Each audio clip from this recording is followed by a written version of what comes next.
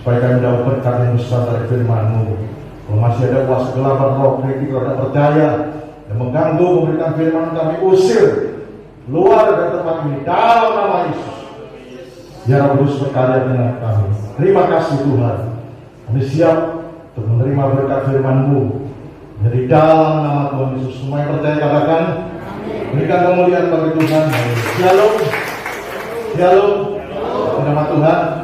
Kalau sore hari ini kita kembali boleh beribadah di hari istimewa ini, kita memperingati hari Jumat Agung, hari kematian Tuhan Yesus. Allah yang sudah menjelma menjadi manusia dan mau berkorban di kita, umat manusia dalam dunia ini. Di nama Tuhan. Malam sore hari ini saya akan membagikan berkat firman Tuhan tentang kematian Yesus membawa kasih karunia Allah bagi kita. Silakan diklik. Kematian Yesus. Ya, diklik aja. Kematian Yesus membawa kasih karunia Allah bagi kita, orang-orang yang percaya kepada Tuhan.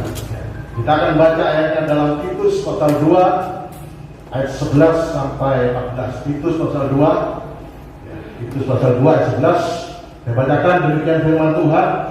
Karena kasih karunia Allah yang menyelamatkan semua manusia sudah nyata. Amin, saudara. Kasih karunia Allah yang menyelamatkan manusia sudah nyata, sudah dibuktikan, sudah dikerjakan oleh Tuhan Yesus. Yaitu Dia mau mati di salib untuk semua dosa-dosa kita. Selanjutnya, Ia mendidik kita supaya kita meninggalkan kefasikan dan keinginan duniawi, dan supaya kita hidup bijaksana, adil, dan beribadah dalam dunia sekarang ini. Ayat selanjutnya, dengan menantikan penggenapan pengharapan kita yang penuh bahagia dan penyataan kemuliaan Allah yang maha besar dan juru selamat kita, Yesus Kristus. Jadi kita menantikan kalau Tuhan Yesus sudah mati di salib untuk menebus dosa kita, jika kita boleh menjadi umat pilihannya, nah kita menantikan kedatangannya yang kedua kali. Selanjutnya, yang telah menyerahkan dirinya bagi kita untuk membebaskan kita dari segala kejahatan dan untuk menguduskan bagi dirinya suatu umat kepunyaannya sendiri yang rajin berbuat baik. Ini tujuannya, saudara. Tuhan Yesus menebus hidup kita dari hidup yang berdosa, kita menjadi umat kepunyaannya sendiri, umat kesayangannya sendiri, dan yang rajin berbuat baik. Puji nama Tuhan. Peristiwa kematian Tuhan Yesus adalah peristiwa yang sangat besar, Bapak Ibu Saudara, yang merubah sejarah hidup manusia. Betulnya manusia harus menuju kepada, karena dia sudah jatuh dalam dosa sejak manusia pertama Adam dan Hawa, maka dia akan menuju kepada kebinasaan. Tapi karena Tuhan Yesus mau mati, berkorban untuk keselamatan manusia, maka manusia yang percaya kepada Dia tidak jadi binasa, tapi dia beroleh hidup kekal. Luar biasa. Peristiwa kematian Yesus ini merupakan bukti kasih Yesus yang terbesar, kasih Allah yang terbesar dalam kehidupan kita.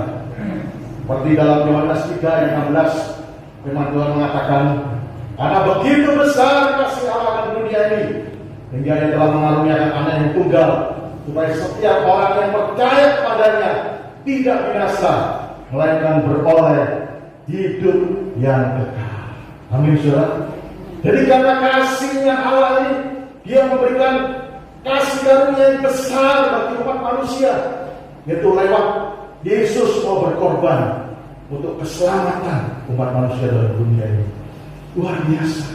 Kasih Allah yang begitu besar, memberikan anugerah atau memberikan kasih karunia lewat pengorbanan Tuhan Yesus, hingga manusia seharusnya menuju kebinasaan akhirnya bisa lolos dari kebinasaan, memperoleh hidup kekal dalam kerajaan surga. Puji nama Tuhan. Kasih karunia apa artinya, Bapak Ibu Saudara? Kasih karunia itu adalah kemurahan Tuhan, pemberian daripada Tuhan. Ya, bisa diklik.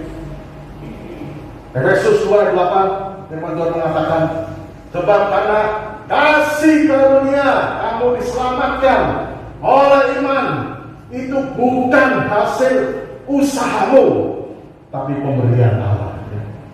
Kalau kita bisa diselamatkan, kalau kita bisa terhindar dari kebinasaan, kita memperoleh waris kerajaan surga, itu karena kasih karunia Tuhan, karena pemberian daripada Tuhan. Saya gambarkan seperti orang memberi kado, pemberian dari Allah kepada umat manusia dalam dunia ini. Tuhan tidak pilih kasih semuanya. Tadi saya mengatakan karena begitu Allah mengasihi seisi dunia ini. Jadi segala suku bangsa dalam dunia ini dimuntahkan oleh ilah-ilah zaman ini, oleh kuasa-kuasa kegelapan. Kita bersyukur kita boleh dicelipkan oleh Roh Kudus hingga kita boleh percaya kepada Tuhan Yesus. Kalau kita pikir secara akal, logika dan masuk akal. Tuhan Yesus yang sudah berkorban 2000 tahun yang lalu bisa menebus segala dosa kita. Tetapi karena Roh Kudus yang meyakinkan dalam hati kita, Roh Kudus yang membagikan iman percaya kepada kita, hingga kita percaya pada Tuhan Yesus yang sudah berkorban bagi kita. Barang siapa mengaku dengan mulutnya Yesus adalah Tuhan dan percaya dalam hatinya, maka dia sudah diselamatkan. Amin. Ya, luar biasa. Ayat selanjutnya dikatakan Roma 5:8, akan tetapi Allah menunjukkan kasih-Nya kepada kita oleh karena Kristus telah mati untuk kita ketika kita masih berdosa. Bayangkan dosa.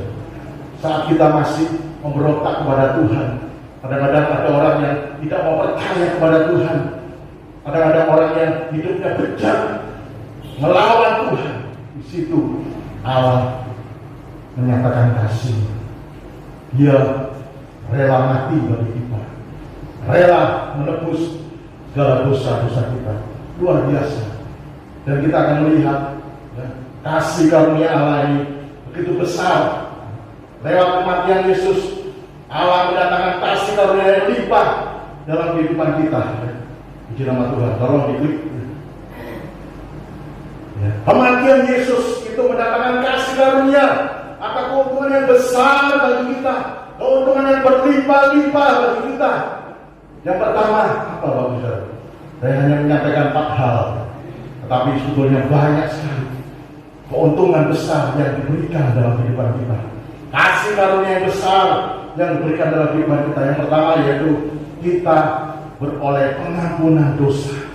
Efesus 1:7, firman Tuhan mengatakan, sebab di dalam Dia, di dalam Yesus, dan oleh darahnya kita beroleh penebusan, yaitu pengampunan dosa menurut kekayaan kasih karunia. Kita melihat dulu zaman bangsa Israel, zaman Perjanjian Lama, mereka kalau berbuat salah, berbuat dosa, mereka harus bawa kambing, domba, lembu, dipersembahkan kepada imam-imam, lalu mereka menumpang tangannya kepada korban itu, binatang itu.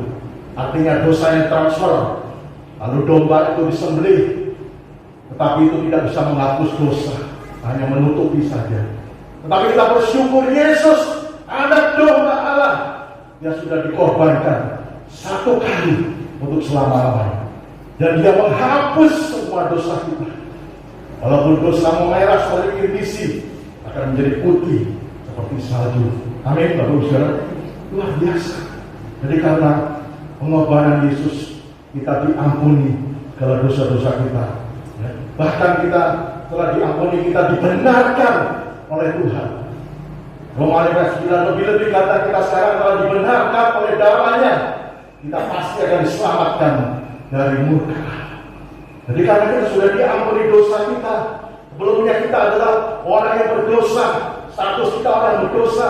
Tapi karena Tuhan Yesus sudah mengampuni segala dosa kita, Tuhan Yesus sudah menanggung di atas kayu salib, maka status kita berubah dari orang berdosa menjadi orang benar, orang yang layak di hadapan Tuhan, orang yang layak menerima waris kerajaan surga, orang yang benar. Bapak Ibu Saudara, oleh sebab itu jangan sampai kita yang sudah menjadi orang benar, orang yang sudah dikuduskan oleh Tuhan, kembali lagi hidup dalam dosa. Itu dosa iri, kebencian, dosa kepahitan, dosa kesombongan, dosa perzinahan, dosa percabulan. Kalau kita kembali hidup dalam dosa, maka sia-sia kematian Tuhan Yesus, sia-sia pengorbanan Tuhan Yesus, dan hidup kita di dunia ini tidak akan berarti, akan sia-sia, akan kembali seperti orang-orang dunia menuju kepada kebinasaan. Itu yang pertama, Bapak Saudara. Yang kedua, kematian Yesus itu mendatangkan kasih karunia terkutuk yang besar bagi kita. Yaitu yang kedua, kita terbebas dari kutuk akibat dosa dan hukuman kekal. Luar biasa. Yang Galatia 3:13-14, firman Tuhan mengatakan, Kristus telah menebus kita dari kutuk hukum Taurat dengan jalan menjadi kutuk karena kita. Sebab ada tertulis, terkutuklah orang yang digantung pada kayu salib. Bapak Ibu Saudara, sebetulnya kita yang menerima kutuk dari Tuhan karena kita adalah orang yang berdosa. Tetapi Tuhan Yesus sudah menanggung kutuk itu di atas kayu salib. Menanggung kutuk akibat dosa-dosa seluruh dunia ini ditanggung oleh Tuhan Yesus. Coba bayangkan Bapak Saudara, seluruh dosa di dunia ini ditanggung oleh Tuhan Yesus. Kutuk akibat dosa, kutuk kegagalan, kutuk nasib sial, kutuk kena musibah terus, kutuk kekurangan. Itu Bapak Saudara, kutuk akibat dosa, kutuk penyakit juga. Memang kadang-kadang kita bisa kena penyakit, tapi tidak terus kena penyakit terus. Itu kutuk akibat dosa, Bapak Saudara. Tetapi kita bersyukur segala kutuk itu sudah ditanggung oleh Tuhan Yesus. Lalu apa yang kita peroleh? Katakan ayat terakhir, Yesus Kristus telah membuat ini supaya di dalam Dia berkat Abraham sampai pada bangsa-bangsa lain, hingga oleh iman kita menerima Roh yang telah dijanjikan itu. Jadi Yesus sudah menanggung segala kutuk akibat dosa, sehingga kita bisa memperoleh berkat daripada Tuhan. Amin. Kadang-kadang ada orang yang mengatakan, oh nasibku itu memang sia, tidak bisa berhasil, gagal terus. Ya saya memang lemah, tubuh saya terus sakit-sakitan. Itu tipu dari iblis. Kita sudah ditebus oleh darah Yesus. Tuhan Yesus sudah menanggung segala kutuk kita. Kita tidak perlu menanggungnya lagi. Itu tipu dari iblis. Hidup kita dalam berkat Allah. Amin. Tuhan pasti memberkati hidup kita. Tuhan pasti menyertai segala pekerjaan kita. Hidup kita dalam berkat. Kalau dulu dalam kutuk Allah, waktu kita berdosa, tapi sekarang kita dalam berkat Allah. Apapun yang kita kerjakan pasti akan berhasil, karena Tuhan menyertai kita. Amin. Mungkin ada yang mengatakan, Pak Pendeta, saya masih ada salah, ada kurang. Ya cepat bertobat, minta ampun kepada Tuhan, supaya status kita kembali menjadi orang yang benar. Orang benar pasti hidupnya tidak akan kekurangan. Seperti kata Raja Daud. Amin, Bapak Saudara. Luar biasa. Selain itu, kita bebas dari hukuman yang kekal. Bebas dari hukuman yang kekal, ya. Bisa diklik lagi.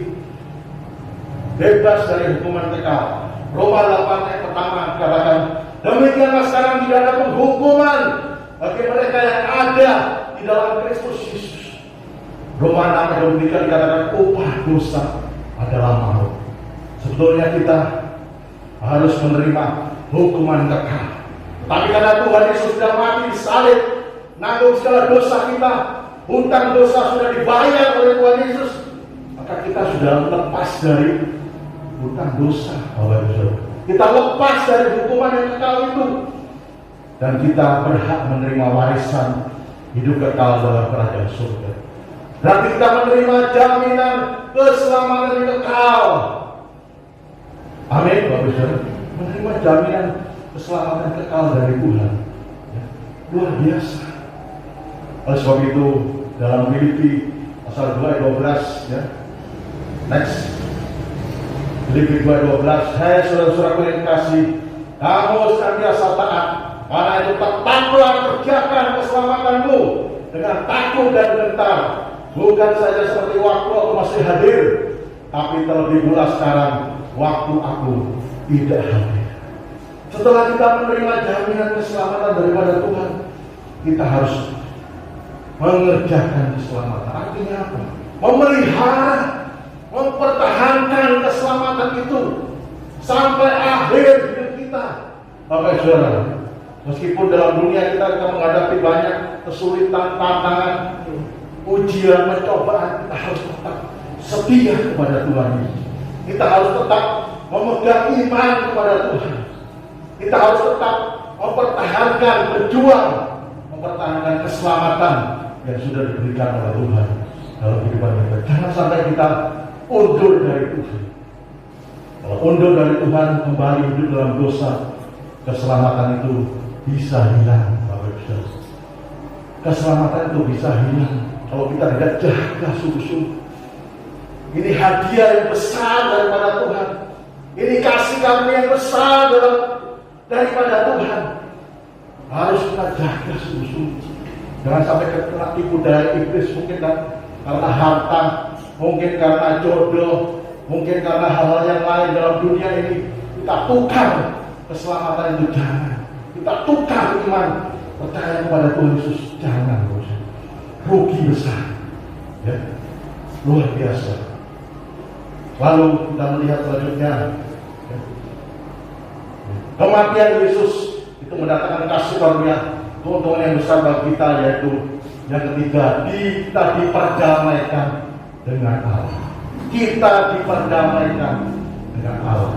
Roma 5 ayat 10. Sebab jikalau ketika kita masih seru diperdamaikan dengan Allah oleh kematian anaknya, lebih-lebih kita yang sekarang telah diperdamaikan pasti akan diselamatkan oleh hidupnya. Dulu kita adalah musuh Allah, Bapak Ibu. Karena kita hidup dalam dosa. Allah itu kudus, tidak bisa kompromi dengan dosa. Tetapi lewat kematian Tuhan Yesus, kita diperdamaikan lagi dengan Allah. Hubungan kita dipulihkan dengan Allah. Bahkan bukan hanya dipulihkan, kita akan menjadi anak-anaknya. Allah menjadi Bapa kita. Amin.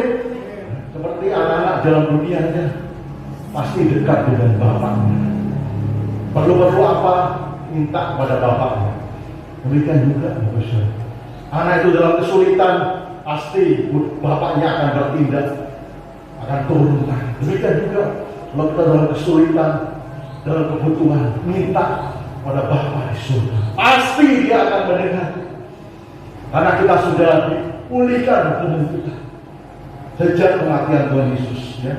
Waktu itu tirai baik Allah, waktu Tuhan Yesus mati disalib, ya, klik. Ya, waktu Tuhan Yesus disalib, di situ tirai baik suci kita belah dari atas sampai ke bawah. Ya. Tirai baik suci ini yang membatasi antara ruangan kudus dan ruangan maha kudus. Ruangan maha kudus itu adalah tempat atau perjanjian, di situ tempat hadirat Tuhan. Tuhan bertahta. Dan saat kematian Yesus, tirai itu terbelah menjadi dua. Apa artinya? Artinya sudah bebas masuk ke dalam ruang Maha Kudus, seperti pujian. Masuk ruang Maha Kudus dengan darah anak domba. Luar biasa.